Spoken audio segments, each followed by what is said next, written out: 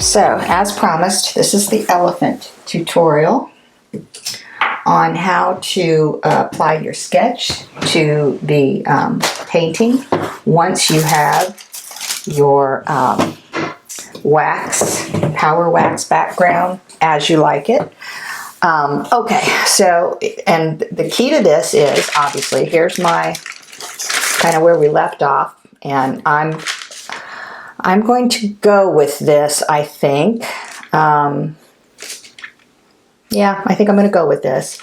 So, it's funny how you always second guess yourselves as an artist. You guys have to know that. You always question your thought process. That's just part of being who we are.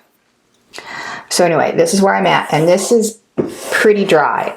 It's been, I think, at least 24 hours, maybe a little longer. You obviously don't want to try to do this while it's still, it will still feel waxy, okay, but it won't feel tacky, okay, and you can drag your fingers over it and you don't move anything. I think that's the key.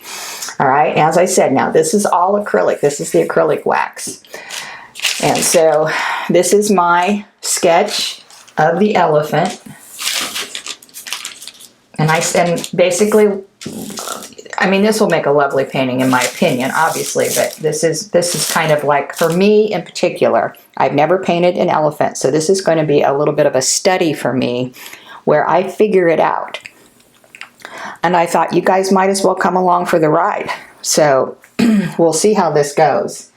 Now, because my background is pretty dark and I want to be able to see it, I'm going to use, and we have talked about this before, I am going to use the white Sorrel paper, all right? It's got kind of a chalky feel on one side and a smoother feel.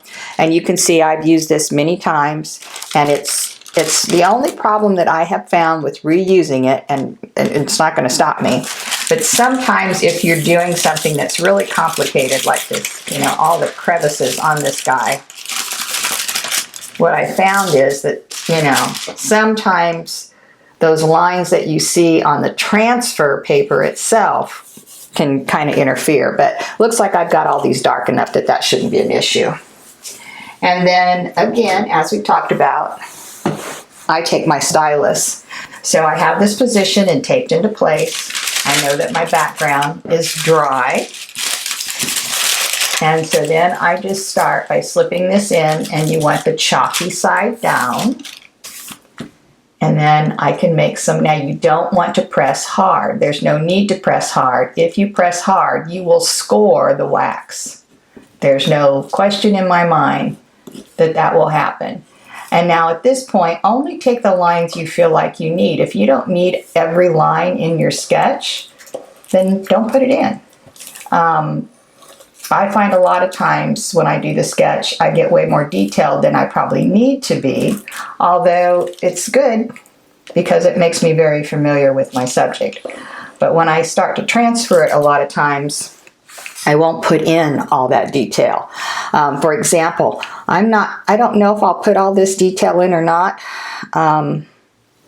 Since this is my first elephant, I may well do that. But a lot of times I'll just give myself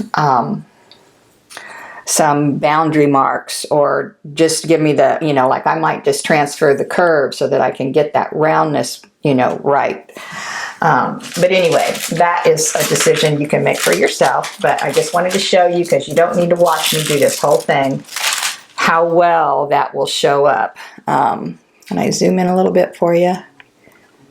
There we go. So you can see how well those chalk lines will show up. And they're real easy to paint over, so you don't have to worry about getting rid of them later.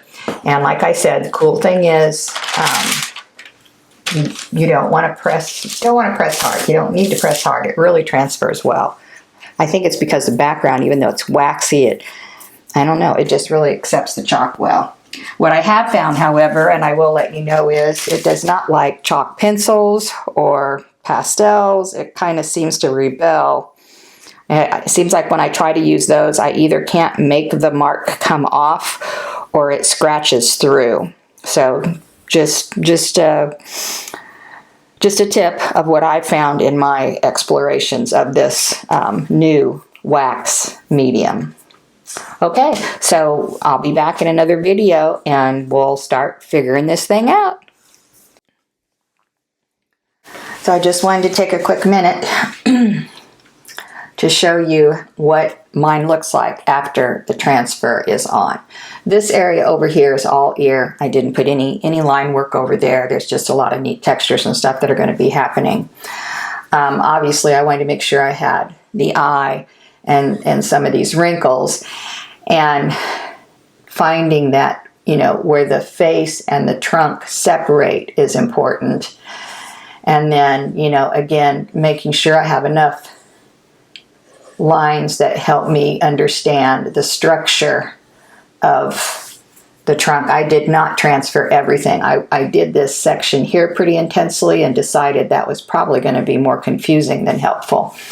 So when I got over into this area, I backed off quite a bit. As long as I have, and I keep these rounded wrinkles, I'll call them, I think I'll be fine no matter what happens over here. Because, you know, like I said, every elephant, well, as I've said before about tigers or any animal that we've painted, their markings are usually like our fingerprints. They're very different.